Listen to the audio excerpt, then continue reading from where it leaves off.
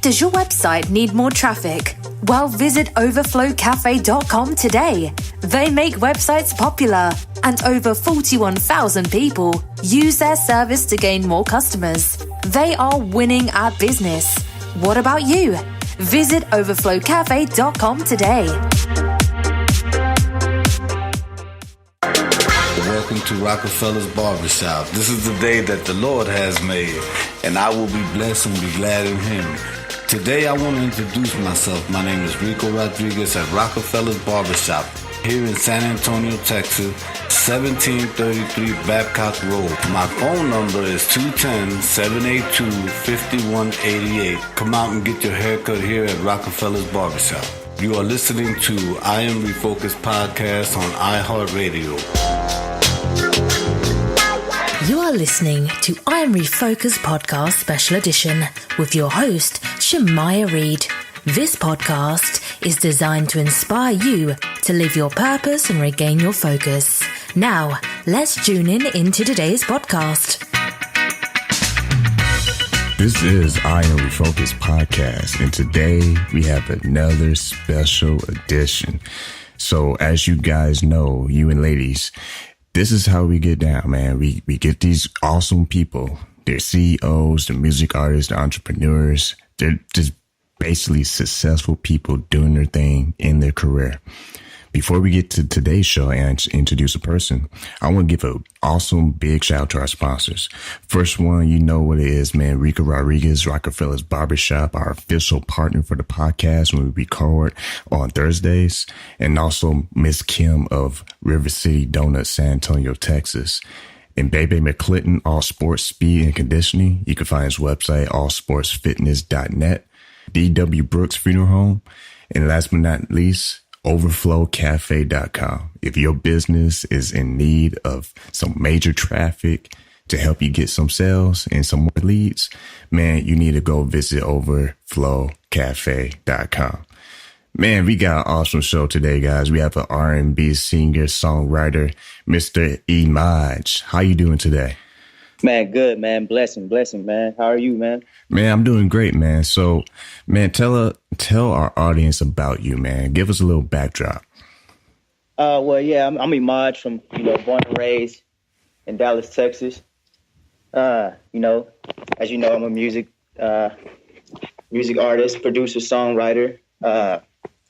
Man, a part of RSVP lifestyle, man, and I got a lot of powerful people, behind me. It's a blessing, man. I don't know if you guys are familiar with my manager, Coach from RSVP. He's one of the reasons behind, playing skills, and pretty much he's just showing me his blueprint, man, on how everything, went down back in the day, and just showing me the blueprint of, just being my own boss in the industry, man. So yeah, that's pretty much, and how everything is summing it up, man. At what age did you decide that, man, this is what I want to do, man? This is my call. This is my passion. Man, at the age of honestly, the age of 8 or 9, I can say. I discovered music at the age of 7, but I think I fell in love with music, man, at the age of 8 and 9. And at that age, what kind of songs were you listening to? What's some of the artists that just made you love music and just appreciate it? Man, for one, of course, Michael Jackson, man. I used to, look at videos of, Usher back in the day. That kind of inspired me to, be an artist. And I wanted to be an artist at that age, man. And growing up, later down the line, man, I started listening to a lot of Tank. That made me want to do a lot of R&B music as far as the production, because a lot of people don't know that I started off with producing first. Like, my grandpa gave me, my first keyboard or whatever, and I just took it, took that and ran with it. And a few more artists that inspired me is like Prince, Chris Brown, those type of people. And I like those people because they're super creative when it comes to everything that they do. And speaking of creativity, it's a good segue to this question. When was the first time that you had the opportunity to record in the studio, man? The first time that's a good question, man. I think I was in middle school, actually. My mom actually took me to my first studio, man. So shout out to my mom. Wow. And I think I was like, 11 at that time. Man, how was that experience? Like, who did you meet? Like, did you get coaching, or it was just like you had everything down, you just had to go on the mic? Yeah, I pretty much had everything down. I at that time I had an engineer. I forgot his name, man. I forget his name, but the engineer that I was around at that time, man, he had a dope studio, man, and pretty much I had formed a group at that time, and I was a singer, producer, also a writer. Everybody wrote their own music, but I had to, touch up here and there on other people's, verses or whatever. And man, we went in, man, and I won't ever forget that feeling, man. That's when I started, and that's the year I started taking, music seriously at the age of 11, when I started taking it super serious. And I was like, you know what, something that I want to do for the rest of my life. And, that producer and that engineer that owned that studio was like, man, like, in my opinion, your work ethic is crazy. Like, I never wanted to leave the studio. Like, I would stay in the studio sometimes. My mom had certain curfews for me, of course, school and stuff like that. But, I would try to stay there as long as I could, man. I would try to make up excuses, but my mom wasn't hearing that. But I used to always try to make up excuses on why I couldn't get it home on time and stuff like that, just to stay in the studio, man, and work. So. And you mentioned your mom, like she played a very early role in just getting you started and getting even more exposure in the studio experience. Did she have to get won over by your skills, or did she just kind of pick up on your passion? Like, this is what you really want to do? She, it was actually a surprise to her, when I was in middle school, because like I said before, I was just playing around with it. And I used to always stay locked in my room. Like, she would always tell me, certain days, like, she would have to remind me to come eat. That's very common. I would stay locked in that room, man. And I used to have like 3 keyboards surrounded around my, my bed or whatever. And man. And one day I just took everything out of the room and took it to the garage and let the garage up one day. She was on her way home from work, and she was like, why are these people here in front of my house? I had like 15 people at the house just sitting there watching me do what I do. I was playing the keyboard and singing, and I had, my group members around at that time. They were doing their little rap part of certain, parts of the songs, and had another singer with me as well. And that's when she noticed. She was like, yo, you need to look into taking this, elsewhere. And so she did what she could, got me, little shows here and there.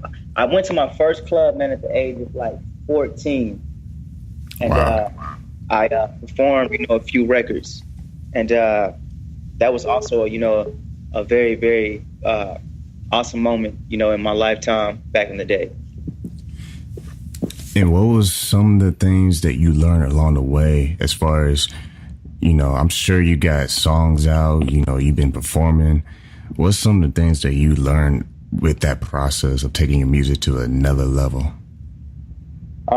Man, I know a lot of things that I've learned, man, is, for one, just stay dedicated, stay focused.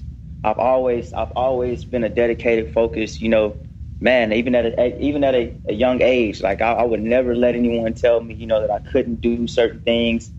And it was a point in my life to where even my mom, growing up, even my mom told me that, I might need to look into doing something else. And I always knew like that, no, like, this is, my passion. This is what I'm called to do.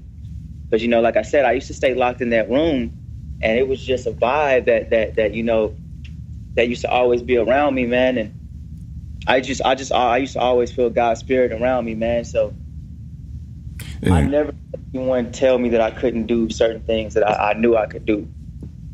And it's interesting you mentioned God. Like, how has that influenced your creativity and also influenced your life? Actually, that's the biggest influence of my life is God, man. I wouldn't be where I am without him. I can honestly say that, man. I wouldn't be able to create a lot of things that I do create, because a lot of people don't know. I pray. Majority of the time I pray before I even go into the studio, or even if I need, you know, certain messages before I hit the studio, or even before I write, I pray over, you know, certain things that I do create.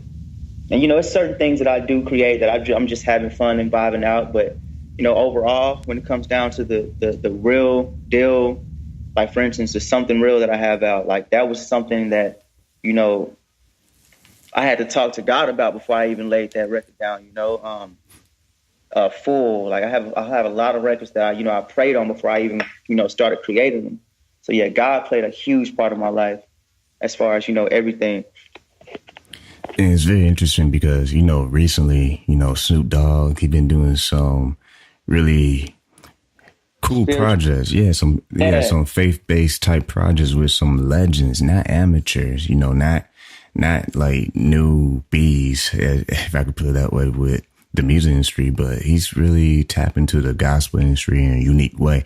What is your opinion on that? Because, you know, the balance of music, is it secular? Is it faith-based? Is it Christian? What's your opinion on that, on the creative process? You know, it's talking about as far as, you know, the Snoop Dogg situation. Yeah. I really, in my opinion, man, I feel like it's just a part of growth. You know, I think he reached a point in his life to where he feels like, you know, he's able to dive in those certain areas. Like, that's one goal that I do have one day down the line in my career, is like, one day when I fully understand, you know, my purpose and what my purpose is exactly, that's something that I, you know, really want to take forward to as well one day down the line. And man, shout out to Snoop Dogg. It's crazy you mentioned Snoop Dogg, because that's one of the first, you know, celebrities that I met coming into the, you know, industry. My mom was one of the first people that introduced me to Snoop Dogg. She took me backstage, man, and, you know, I got to sing for him, man, and he signed my first keyboard that I ever had, man. It's crazy that you mentioned him, man. So shout out to Snoop Dogg. Wow, man. You know what? I'm going to have to put in the description the reaction to Snoop Dogg's recent Faith records. Because the reason why I say that is because, you know, we live in a crazy world, obviously, and there's always a debate between, you know, CHH and secular music, hip hop music. What are your thoughts when it comes to just expressing your faith? I feel like, in my opinion, you should always express your faith. Never hold that back. Because, I mean, you never know who needs that truth, man, that message. You know, like I said, like, certain things that I create comes, you know, from God sometimes. And I always make sure that I relay the message the proper way, you know, as far as, you know, faith goes. So, yeah. And when it comes to, you know, young people, because, you know, iHeartRadio, we are Refocused podcast on iHeartRadio. We're talking to Imaj. And we're talking about faith right now. Let's dig deeper. And young people today, you know, the young generation, what's some of the things that you're seeing right now? Because it's clear, man. You see the news, you see all the crazy stories and stuff, and just all the crazy activities and events and situations. What are your thoughts with the young people today and their mindset? You know, where do you see their head at? Man, I see a lot of young people, man, just lost. In my opinion, they're just lost, man. They're looking for, you know, new leaders. You know, a lot of people in the industry, you know, and I come from a background to where, you know, I grew up respecting all of my elders, man. I had to. It was the only way, you know, growing up, was me respecting my elders. And I noticed that a lot of people in this industry, man, and even younger kids that's looking up to other people that, you know, probably didn't have a father figure in their life or even any type of figure in their life to, you know, lead them the right way. I just feel like certain kids these days, man, just need a leader. And if I'm willing to take that role to be a leader, man, you know, show certain kids, you know, the way, you know, it's supposed to be, man. Because I'm seeing all these kids, I'm talking about 11, 12 years old, talking about shooting and guns. And, you know, that's not the way to go, you know. And, you know, gang violence and stuff like that. Like, I don't like seeing, you know, the younger generation, you know, doing all those things, man. It hurts me, you know, and personally, you know. So what I mean about, you know, the certain, you know, records that I do, have and the records that I'm putting out in the future, like it's certain.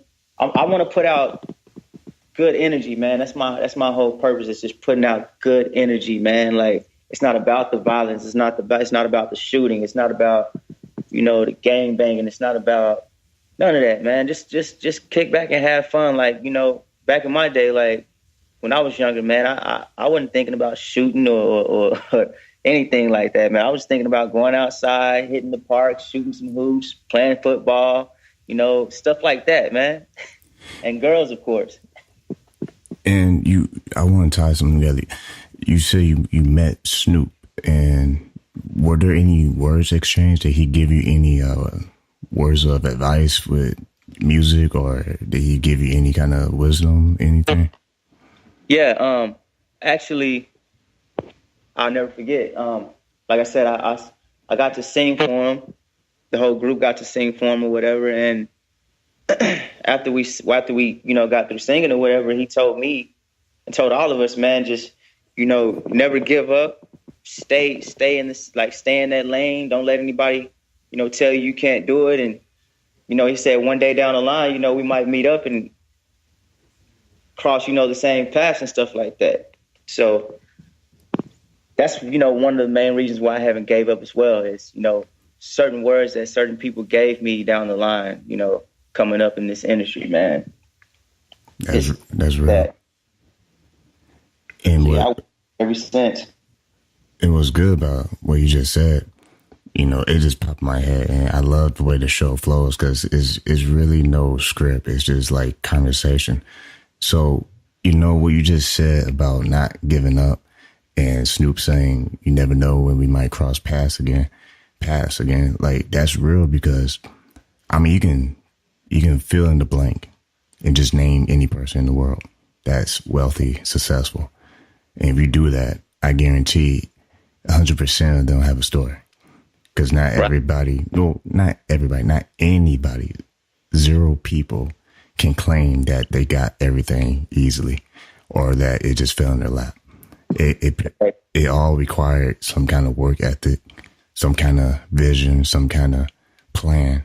So speak to that. Say someone's listening to this podcast on iHeartRadio, and they're like, man, how do I take that next step towards my goals? Maybe they're hesitant on what they should be doing, and they don't know the next step. What's that next step? Man, the next step, in my opinion, man, is just going back to my story, man, and my experiences, down the line, man, is, I had those thoughts in my head at one point, like, man, like, I was scared at one point. And, I was thinking about the possibilities and the pros and cons on, me stepping out, because, like I said, my mom, she went from being super supportive to, being overprotective. And, what I mean by overprotective is she just didn't want to see me fail. She always wanted the best for me.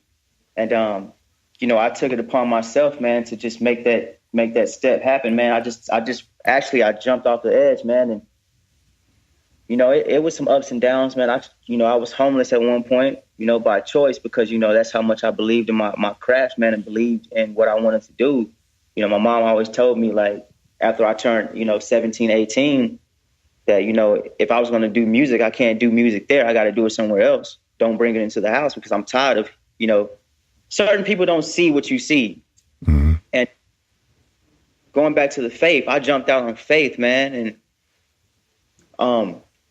next thing I know, man, I'm just walking in faith, man, and I'm letting God lead the way. And next thing you know, down the line, I'm meeting some, very, very high credible people. Like I said, my manager is the reason behind Playing Skills. I don't know if you're familiar with the comedian there, Riding Dirty. He's the reason behind that as well. Wow. I led to people like that. I led to a lot of business owners. My CEO, he owns a lot of clubs. He owns a tattoo shop in Dallas. He owns a lot of things out here, man. And, they saw me, working and never giving up, man. And, they just, banked on me. And that's what I can say, man. It's just, at the end of the day, man, for those people listening, it's just, whenever you get that feeling, just pray about it. Just pray about it and just keep keep walking, just keep walking, because all I can say is, as long as you know, walking in God's path, you can never lose. You can never lose. And I can say this: a lot of setbacks is just a setup of what's in my opinion, because I've been there. That's really good you mentioned that, because it's a common thread every person we get on the show, and one that, well, I think is the core and the thread is the fact that you make a choice to not give up. And there's something about not giving up when an individual makes that decision. Okay, I might have hit rock bottom, but if I look up, then that's the only place I can go right now is up. So that's really awesome that you illustrate it in that kind of way, because people don't see that sometimes. And right. They feel like nobody's listening. It's everybody's fault. But when they finally take ownership of their dream, their vision, the only one that's going to be in the way is them. Nobody else can get in the way. You can think somebody's in the way, but all you're really doing is lying to yourself, because we had to make that choice. We got the same 24 hours. And speaking of the same 24 hours, man, what is the future like right now? What's some of the things that people can expect from Imaj with your new music, events? What's some of the things coming up your way? Oh, man, you can definitely expect a lot of new records coming out this year. We put a few records out last year, but, this year, we all got together and said, we want to press the we got to outdo what we did last year pretty much. And so you can expect a lot of new records, a lot of new visuals. I'm excited about, a few of these records to come out, because, it's good vibe music, man. It's good vibes. I got a lot of shows coming up. I have a show in Austin coming up in May with Genuine. And it's crazy because this new single that's dropped called Tell Me that I have, it was inspired by Genuine. And, next thing you know, this is crazy how God works, man. Next thing you know, I got a show with Genuine. Wow. And congratulations. Yeah, man. And also you can catch me, I might end up doing a lot of acting as well. I'm looking into doing a lot of acting. Also be looking out for an EP as well. We're talking about that as well. We're in the talks about, when we're going to officially drop an EP. But the goal is to drop a single every 2 to 3 weeks. So we're definitely moving. We're definitely about to move really, really fast and really, really hard, because I can be honest, I have like over 400 records in the vault right now, 400 or 500 records in the vault just ready to be released. Wow, man. How can people keep in touch on social media and your website? You can definitely keep in touch with me at Really Imaj, and that's Really Imaj everything pretty much. RealImaj. That's RealImaj. I also have a website as well, realimaj.com. RealImaj as well. You can catch all the new shows and the new upcoming events, and you can go cop merch from there. We're coming out with some pretty dope merch, and it's really going to be dope for the music industry, period, man. I'm excited about this new merch coming out, man. Me and my bros been talking about it, and I'm just excited because we're not doing it for us. We're doing it for the industry, man. We're doing it for, the love of the industry and just showing our appreciation and our passion for the industry, you know what I'm saying? So this merch, I can't wait for you guys to see this merch, and I can't wait for you guys to hear the new music that's coming out as well. So yeah, Really Imaj everything.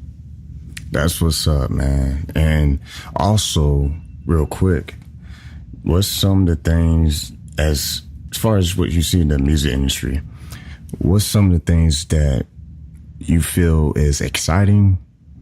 And I'll stay on the positive side. What's some of the things you feel is exciting? You see any shift as far as the music industry and how it's going? What's your opinion on that?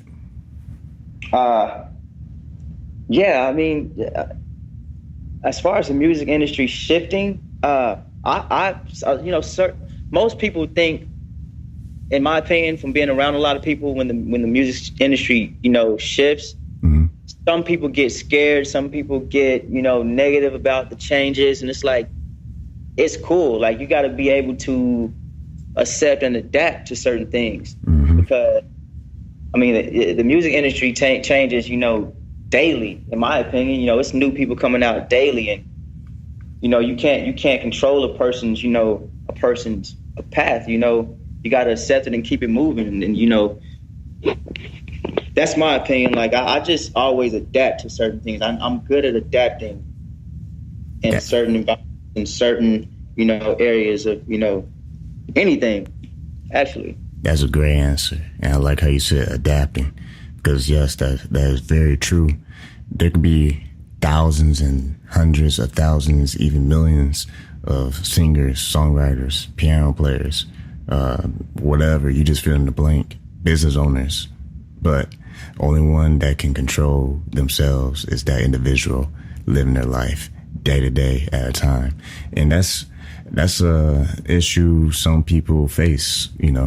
We feel like we have to live in 10 years in advance versus just live in the moment.